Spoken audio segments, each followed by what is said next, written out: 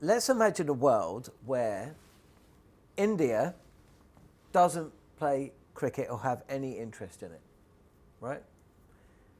How would cricket be outside for the rest of the world? How will cricket be in England? Would it be a semi-professional sport? I think it'd be like rugby, wouldn't it? But without the club game. Yeah, I think it'd be like rugby. Do you think it would be...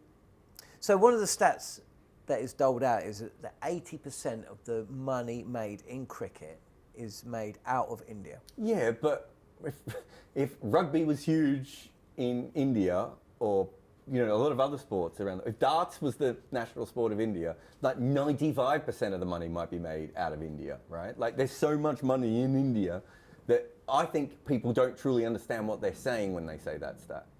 So it's not that there isn't money in other countries, because there is actually money in other countries. The biggest issue with the cricket board sometimes is they're trying to compete with the other big cricket boards, whereas actually New Zealand should just be New Zealand and Ireland should just be Ireland. So if India didn't play cricket, there obviously wouldn't be any Indian cricket, but there wouldn't be any IPL cricket. We, of course, don't have to go back too far in cricket history, back to the days you were playing Bumble, when 80% of the money made in cricket wasn't coming out of India. Yep. And so when I think of the answer to my own question, I think, will cricket look a little bit more like it did up until 1983? And if it did, then in a way, it would be semi-professional. It'd be professional by now, mate. Well, tell me. Well, it's too big a sport not to be professional, because there are far smaller sports around the world that have managed to be professional. And you've also got to remember that even if it wasn't fully professional all the way through that other era, it was self-sustained by making money cricket wouldn't exist now if it hadn't made money before 1983. So it always made money. It made money, but I just come back from New Zealand, where was joined in the commentary box by our friend Jeremy Coney. Now, he was a teacher. Yep. So he was representing his country, but it wasn't his job, full-time job, was it? So he was still making money. It was a professional sport. But when did rugby union go professional? In the mid-2000s? 2005-ish? Well, yeah, but it was kind of like it's gone professional. What's a semi-professional sport now? Don't get too caught up in the term. Well, no, I am. Semi-professional, amateur. What I'm saying is, at what level? Cricket would be big. I think cricket would be on a similar level to rugby. If it was rugby union, I should say, to all the league fans out there. He's from the north, he'll know. I think it would be on a similar level to that, where you would still have a pretty big World Cup. You would still have internationals that would be played and everything else. You still have the Ashes. You still have the Ashes. Yeah. What would the broadcasters be buying? Domestically in UK, what would the broadcasters be buying? You're a broadcaster. What would you be buying? Well, I mean, if you go back to the 80s, there was a lot more domestic cricket on TV, wasn't there? So I suppose they'd be buying some of that. I mean, T20 cricket would still exist. T20 cricket would still exist, but it wouldn't have been given the supercharge because India wouldn't have won the World Cup in 2007. So there would be no sell-off of the 100? Well, the 100 wouldn't exist because it wouldn't... See, one of the other interesting things Big Bash wouldn't exist either, would it? If the players aren't earning as much money, there would... One of the things that's changed with professional sport from the 80s is that you've gone from a cricket season and a football season and a rugby season to 12 months a year professional sport. Yeah. You know, so that has happened in football. It has happened in rugby. So you'd say, well, it probably would have happened in cricket as well. I think it would have, yeah. That's my point. I can't see. I've said this a lot. If you just take India out, I think cricket is rugby. It's a sport played by a few different countries rather than the entire world. Yeah. But within those countries, Commonwealth countries. Yeah, mostly. Plus France. Yeah. And Italy, I suppose. Argentina. Isn't there like a Russian country? It's outside of Commonwealth countries. Yeah, I was going to say, it's a little bit better than cricket from that point of view. But I think it would be played on that similar kind of level. The World Cup would still be a big deal. You'd still have a few big tours and everything else. But I think the domestic would be more important. If you look at before the 1980s, domestic cricket was still quite important in many different parts of the world. Yeah. Right?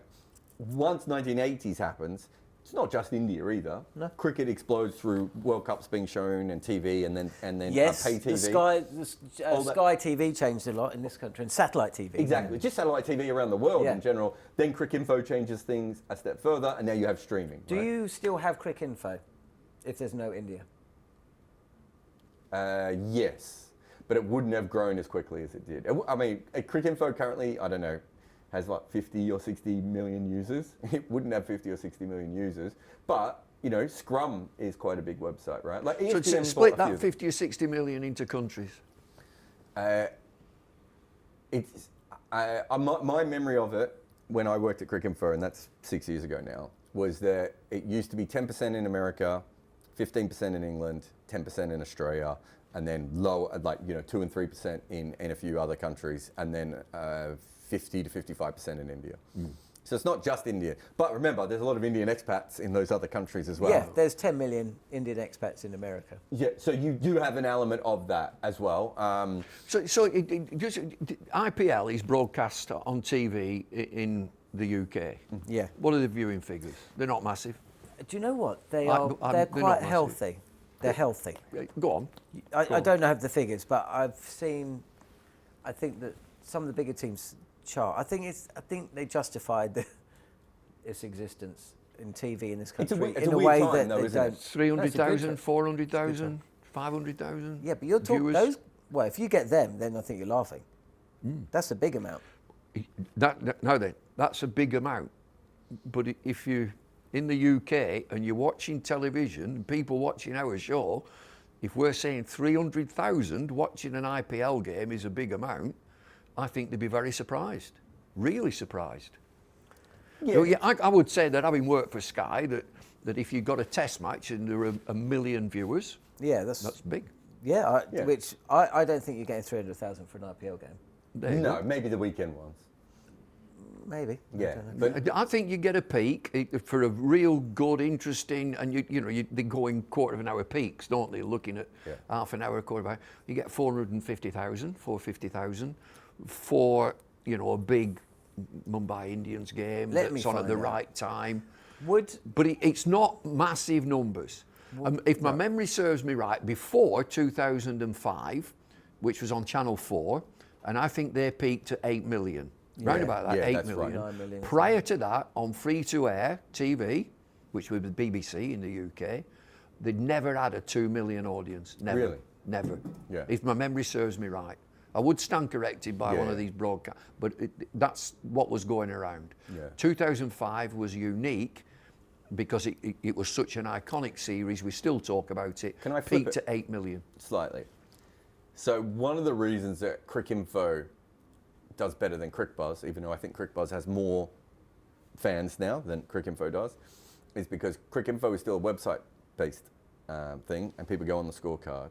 And so the average time that people use on Cricinfo is I think the average viewership on Cricinfo is like a minute or something, or a minute and a half, which doesn't sound like a lot, but the average time spent on The Guardian or the Daily Mail is about between 2 and 7 seconds. Right. Right? So when you talk about 2 million people, it's 2 million people for over 7 hours is actually means you can advertise to those same people over and over again in a way that you can't with other sports. So there is a difference between, even when cricket has a smaller audience, because it is a longer game, and because you can if you advertise, what's that stupid little dog ad that they have at the moment? Is it the Vitality dog? Yes. Stephen, yeah, is that what yeah, it is? Vitality. Yeah, I knew. Me and him have been watching it for friggin' a month and a half, that ad, right? That and the stupid one with the footballer and the guy with the corners. The Vitality dog ad, right? Like, I could tell you frame by frame what is in that. The only reason I know about Vitality is because of the amount of times I've had to watch that ad. That doesn't happen with other sports. You don't get the 5 days in a row, every single break, the same thing. So there is a difference between 2 million cricket fans and 2 million football fans, or 2 million rugby fans, or 2 million darts fans, because of the amount of time. And it is one thing that when you talk to TV executives back in the old days, they don't talk it up anymore because they don't want to spend too much money. But they used to say to me, Jarrod, we're paying way under for Test cricket. We know who the demographic is. We know how long they're going to be here, and we know how many days we can completely. When we go to an advertiser, this advertiser knows that by the end of that test match, you're going to know exactly what your brand is. But I mean, all the analysts now for broadcasting, particularly on television, know that on a demograph, you younger people, children, teenagers, 20s, 30s, ain't watching TV. Yeah, they are that's not the other watching thing, yeah. television. They're on tablets, they're on phones, picking up a 2-minute segment. These are the highlights, these are the wickets, these are the goals, watching here. Yeah. Got grandchildren and they ain't sitting down watching television. No. They're up in the room on a tablet doing whatever they do. Or they're watching 3 sports at once. Absolutely, they ain't watching television. No.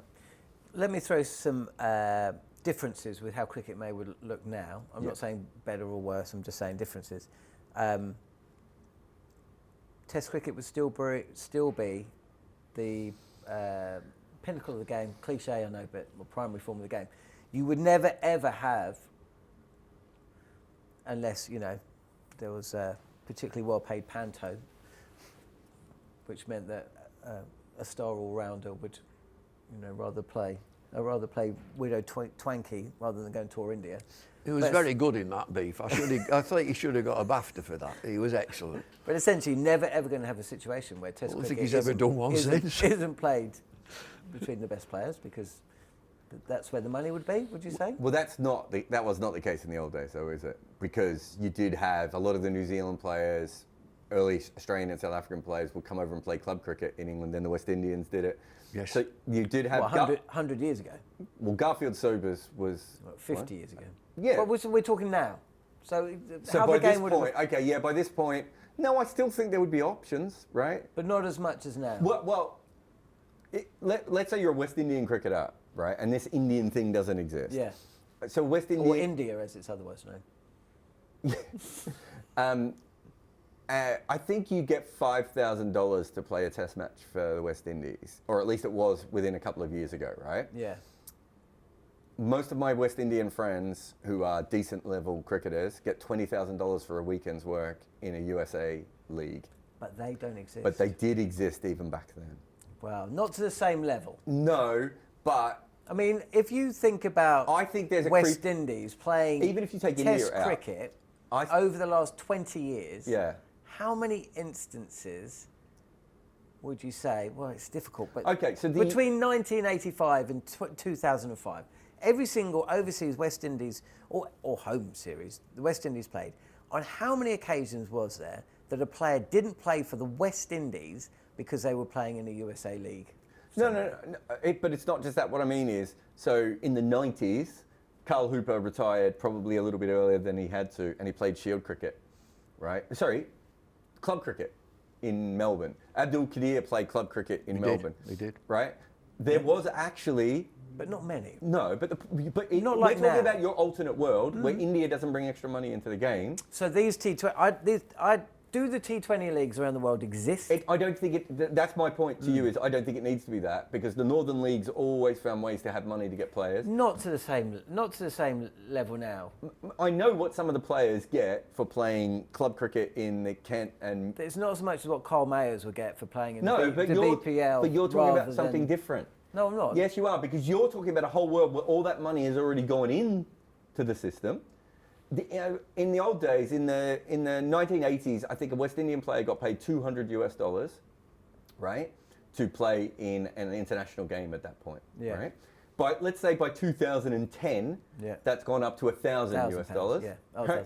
Yeah, well, however you want to look at it. Well, then yes, club teams and other teams could afford to bring those in. So I think you're missing. Not to mention, think about. There would be more money in other countries from expats who, would want to bring people over to play games and everything. Stanford.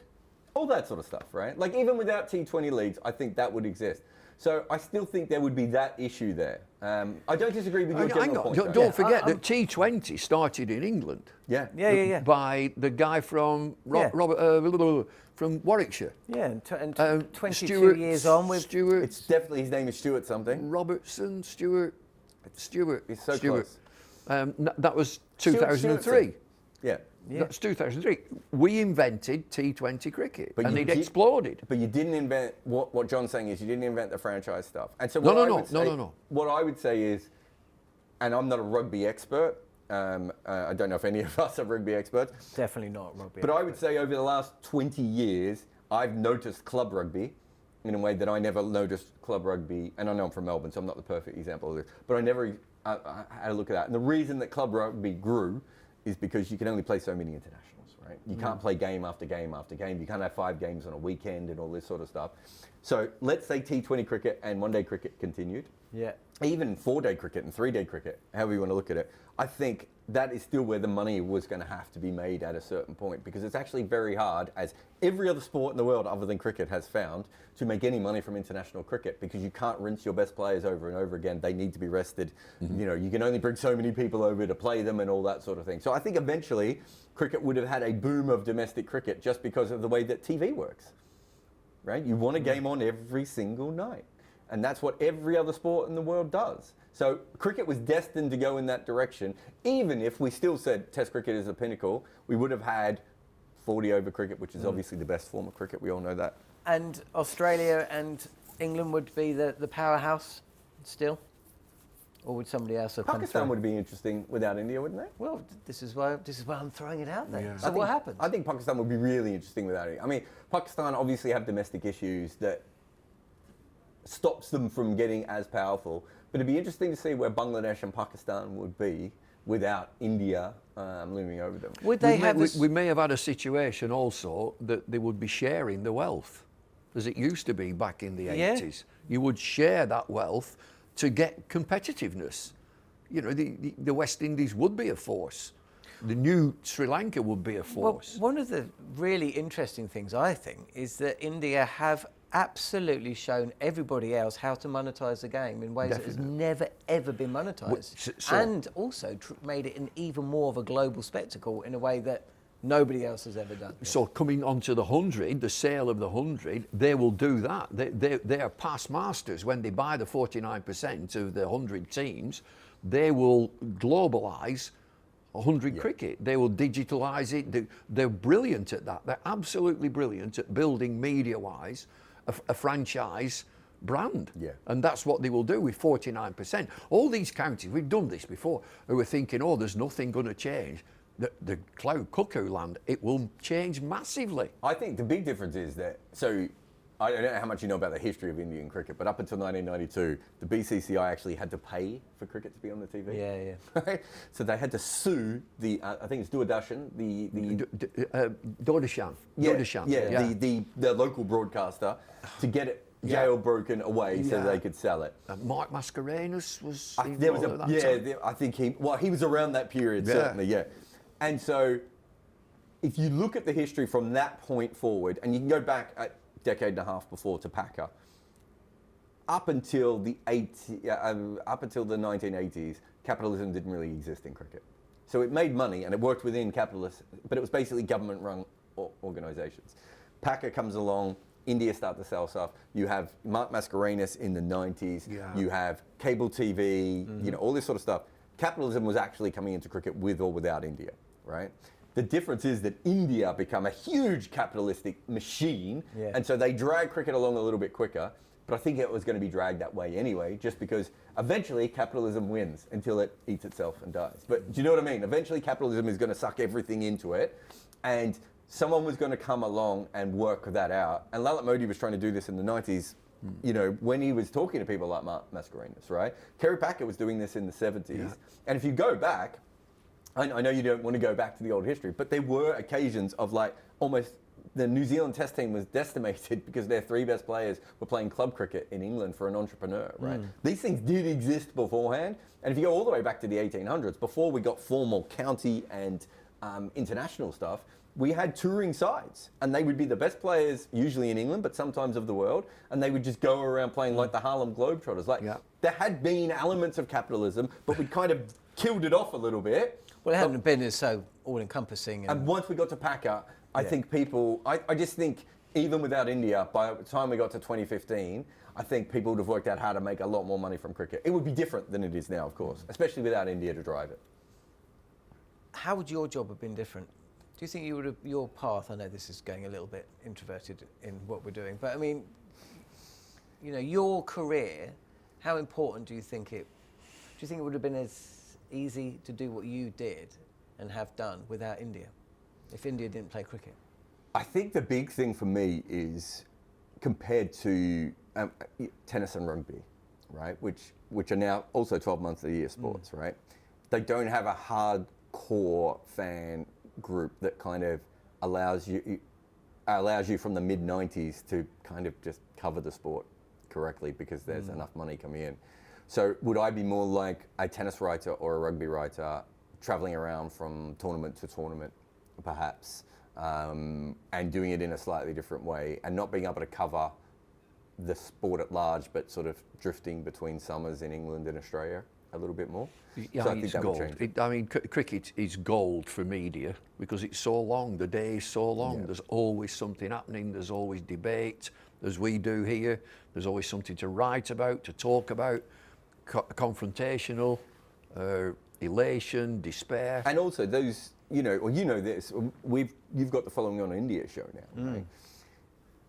I haven't seen your numbers, but I would assume a vast amount of your numbers are Indians, and then a vast amount of the other viewers are expat Indians or NRIs, right? And so it does, Cricinfo doesn't, as you said before, Cricinfo would still be a big site, but it wouldn't be at one stage it was thought to be in the top 10 biggest websites in the world. It isn't the top 10 biggest websites in the world without India, is it? Like, it's just not at that level. Like, Scrum was never in the top 10 websites in the world. No. So Cricinfo at its best has 20 or 25 journalists working around. CricBuzz probably had about the same.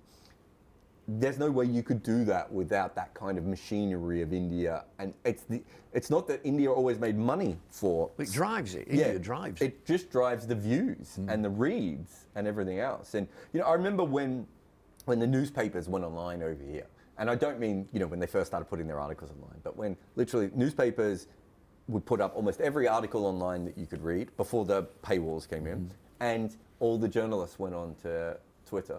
They couldn't believe how many people were following their stuff and how many people were reading it. And it's because, commenting on it. Yeah, because they were from other countries. Yeah.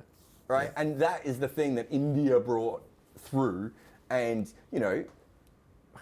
West Indies and New Zealand have really passionate fans, right? There just aren't a lot of people in those countries. So it'd be the same, but a bit smaller. It'd be like rugby.